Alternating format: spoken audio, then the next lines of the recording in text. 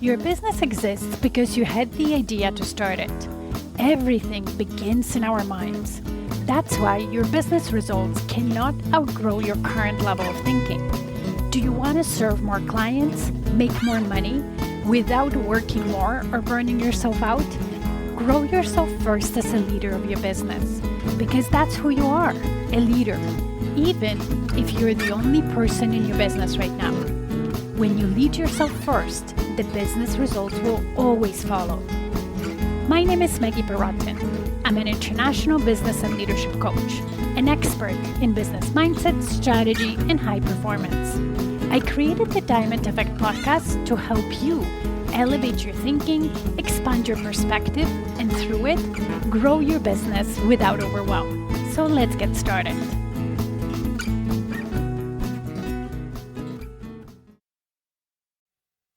Mindset plays a critical role for every business owner, CEO, in business success. How you think as a leader of your business really affects the decisions you make and therefore the actions you take, and through that, the result you create in your business. I talk about mindset here on this podcast quite often, and this episode is another nugget for you to take and use in order to scale your business. Welcome to Diamond Effect Podcast episode 216, where today I want to talk about how to use your mind for you, not against you. So let's start from the beginning. Why is our mind sometimes playing against us? So our dominant or default wiring in our brain is survival. Our brain wants to keep us alive and keep us safe. Therefore, for example, that's why it doesn't like change. It is scared to do anything new, anything that it doesn't know what it is, because whether it's true or not, the brain thinks if we go into the unknown, into the new, if we change something, we're going to die. And that's where the self-sabotage happens. So we have an executive function of our brain where we dream, we have ideas, we are creative, right, as human beings. And that part of the brain has vision, has mission, has dreams, but it's not a dominant part of the brain. So therefore, that part of our brain pulls us forward, wants us to have an impact, to create an amazing life, to make good money. And at the same time, the dominant part of our brain that controls most of our days and functions is scared to do what it takes to achieve those dreams. It doesn't want to do those things because most often those things mean change. Those things mean learning new skills. And with that, at first, not being good at it and failing a lot.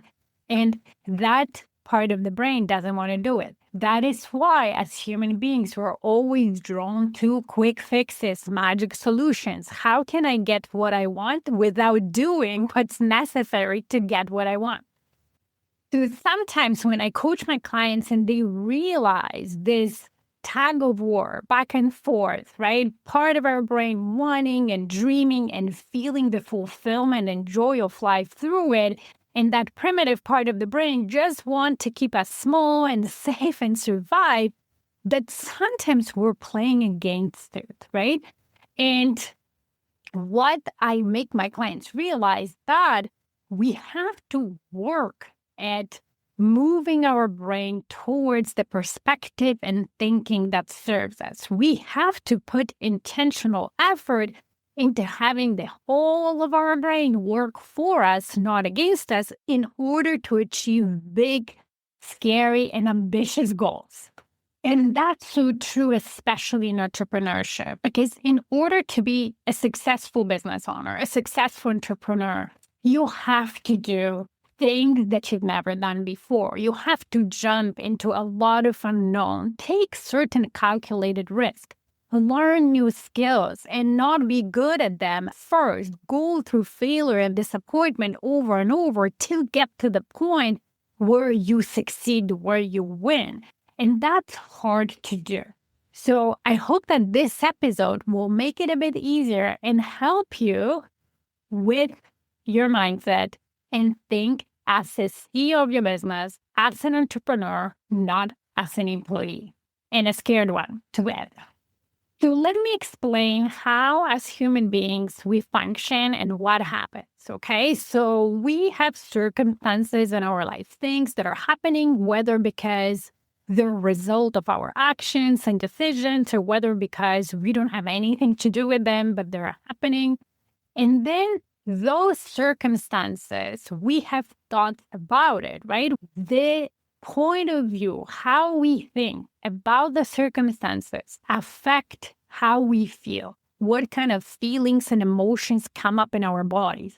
Feelings and emotions, it's a chemical reaction that our body feels in response to what the brain is thinking, if you will. And then those feelings drive our actions, okay? So when you hear that, oh, you can't be feeling anything and you have to take actions cold turkey, that's not true. We always have a feeling first, and that drives certain actions. And that feeling in response is to what we think. How we know it's true, there've been studies done on human beings whose emotional part of the brain was damaged due to an accident or some unfortunate event. And those human beings, even though they remembered everything and they could communicate well and they could dream and be creative and so on, they could not function day to day because they were unable to make decisions and they were unable to act, to decide what they were going to wear this day, where they would go, and so on. So they couldn't function because that's how it was discovered, that it's the emotions that drive our actions, right?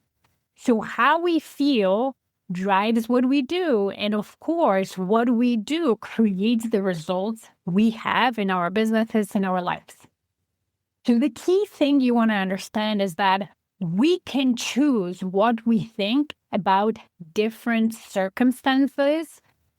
We don't have to go with the default that our brain suggests first, because that default usually, most of the time, doesn't serve us. It's based on our past experiences that maybe weren't great, maybe some beliefs that we developed, most of them up until we were 7. So from 0 to 7, which were mostly the beliefs of our surroundings, our parents, teachers, and so on. And a lot of it doesn't serve us. But when we're self-aware, we can choose what we think that then changes how we feel about things and then changes the actions we take and therefore the results. So let me give you a concrete example from one of my clients I was coaching a while ago, where similar circumstance provoked different thinking for her about it, and it would have created very different results. But of course, I coached her on it, so she ended up doing something that served her. So my client was preparing for 2 presentations. One was for some strategic partners that she's already worked for, and one for some new potential strategic partners that could turn into clients. And funny that if you think about, okay, I'm preparing for 2 presentations, it's the same circumstance. It could be different people, but what I need to do is the same. I need to prepare to talk to 2 different groups of people about what I do. And yet, with one of those, for the group of new people, she was super excited, couldn't wait, was preparing for it. And for the other group that she's already worked with, she could not get herself to prepare for the presentation. She was procrastinating. What was different was the way she thought about those 2 presentations. In the first example, her thinking was not serving her. She was thinking, okay, I've already presented for those people. They never listened to me. Nothing ever amounts to this. What's the point of me preparing? It's going to go all to waste. So because she was thinking that way, she was feeling discouraged, disengaged, and therefore her actions was she was procrastinating, wasn't preparing, wasn't putting her best effort in order to prepare for the presentation. As opposed to With the new people, she was like, oh, it's a new opportunity. They don't know what I do. I'm excited to teach them. Maybe something will come out of it. We could work together. My business can make some contracts money, blah, blah, blah. So she was excited, expecting some great results, and therefore was really preparing well, putting her best effort. Now, I challenged her on that thinking because what she thought didn't really mean that this was the truth. When we present in front of new people, we don't know if any business will come out of it. It could be that it will, but equally it could be that it won't. So her excitement might have been a bit exaggerated because our brain loves novelty, loves new things and learn. Even though I said we don't like change, but it likes, new shiny objects, let's just say, right? The brain likes to get distracted, new shiny object. And it was getting overexcited, where the chances of her doing business with them were 50-50. We didn't know. Whereas with the previous group, she's already worked with and gotten a lot of business. But because her brain was expecting more, it was diminishing the results she's already had. It was saying, that's not enough. They know about me. They should be giving me more business. So it was almost forgetting that she already did the business. So my challenge for her was to change the thinking to, this is another opportunity for me to educate those people on what I do. There are new people who don't know. The more I educate them, the more business they give me. This can turn to even more business.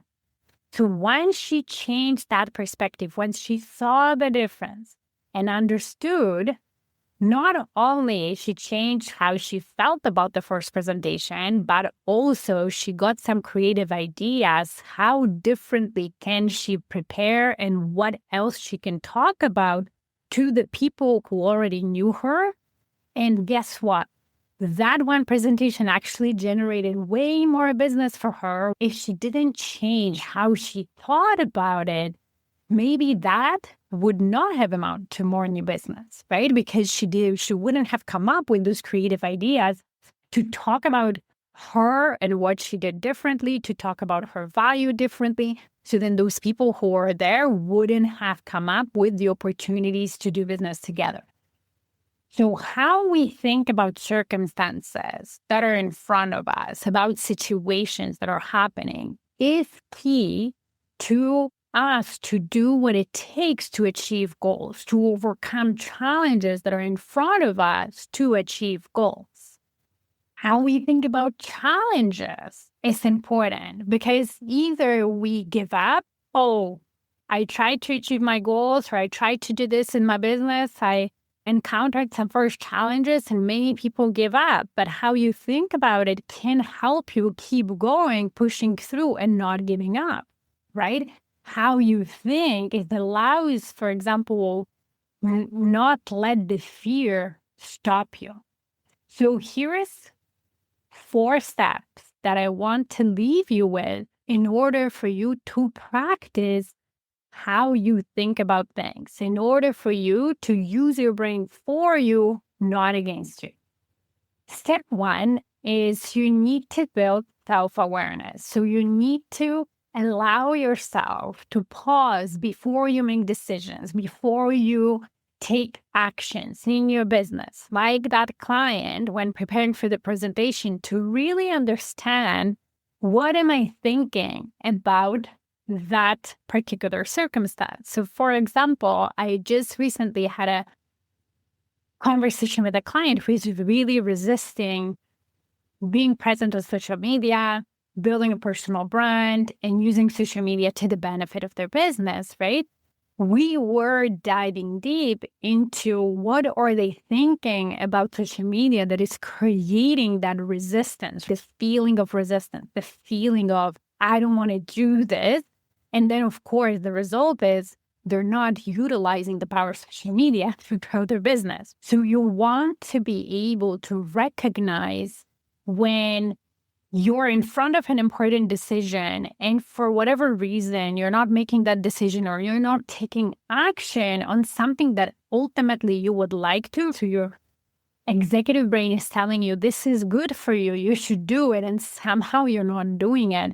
You want to develop a self-awareness to understand why. What am I thinking about that circumstance that creates the resistance, that makes me not want to do it? The more self-awareness you build, the more power you will have in influencing your perspective, in creating the perspective that serves you. Without self-awareness, you can't redirect your brain, right? You can't direct your brain how to think about it because you're not realizing what you're thinking. What is your perspective? So once you build self-awareness, then you practice recognizing which thinking serves me and which doesn't. And the one that doesn't, how can I redirect it to something that does? And this is not about some delusional positivity and always being positive, even if times are hard and so on. But this is to use the power of your brain, the power that's within you as a human, to achieve things you want to achieve. Because thinking of, this is a waste of time, I don't want to do this presentation because nothing will amount to it, definitely doesn't serve you and you're losing on a valuable opportunity. But thinking about, what else can I do to educate them? I've already done business with them. Let me see if I can do more. Let me be curious. What else can I do that then drives a very different action? Now, in the beginning, to build that self-awareness, to create some different perspective, it's hard to do on your own. That's why coaching is so powerful, because I, as a coach, can spot non-serving thinking in my clients very fast. Even by the way they say things, I see that the way they think about circumstances not serving them, and I will catch them before they ever will. But the more we practice that together, the more self-awareness they develop. So that's why coaching is very powerful to develop this skill set. And then the third step is, of course, is once you practice number one, self-awareness, then two, redirecting the thinking that doesn't serve you to the thinking that serves you better, then taking action from that thinking and more serving feelings, right? So from thinking, I can do this, for example, I can figure it out, feeling motivated, feeling grounded and ready to act and taking actions from that place, right? So the more you do 1, 2, 3, I'm self-aware, I redirect my thoughts. If I have the ones that don't serve me, I feel better about it, and then I take action. The faster you go, the faster you achieve your goals. And depending on the challenges you're dealing with your business, sometimes you need to go through that pattern multiple times in order to take the action that you really can stand behind.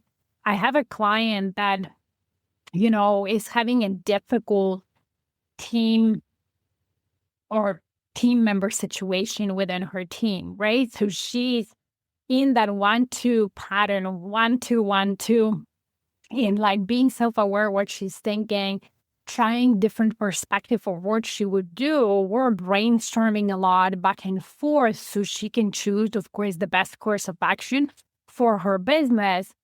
But sometimes when the situation is more complex and there is some emotional attachment or some habits that we've developed over time, it might take a few sessions even in coaching, or if you're doing it alone, some time to back and forth to really take powerful action from the new way of thinking.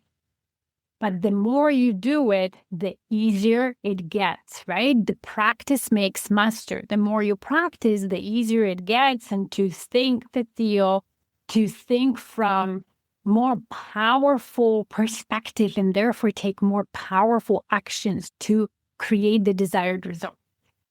And once you become proficient in it, then the next level of that is putting yourself in your future self's shoes, what we did with my clients on 10X expansion retreat, and really understanding, who am I after I've achieved certain goals that I have, how am I thinking? How am I feeling? What actions I'm taking? And then taking those actions now. That is the ultimate shortcut, even though there are no shortcuts. That is the ultimate shortcut to create the biggest goals and the best life you can and the best business you can. Now, before we finish, I wanted to tell you that this podcast, Diamond Attack, has a lot of perspectives that you might not have. So if you listen to the episodes, you have over 3 years, if not more, worth of episodes, and learn how you can think differently as a CEO of your business, it will help you find more serving thoughts, right? It will help you find more serving perspective from which you then can assess your circumstances and decide what type of actions you want to take. So even if you might not be ready to coach with me, you can binge the podcast and get a lot of value from that, which I really encourage you to do. So subscribe and then start listening. And if you're ready to speed up your results creation, to really scale your business and shorten the timeline, then coaching is very powerful. And especially my top CEO formula and how I can help you, I can tell you exactly when we meet in a complimentary consultation that you can book through the link in the show notes. Thank you for listening today. If this podcast resonated with you, please come back. Also, you can leave a review on whatever platform you're listening. And if you have a suggestion, question, or a topic you would like me to talk about, let's get in touch via email. Email me at Maggie@stairwaytoleadership.com. See you in the next episode.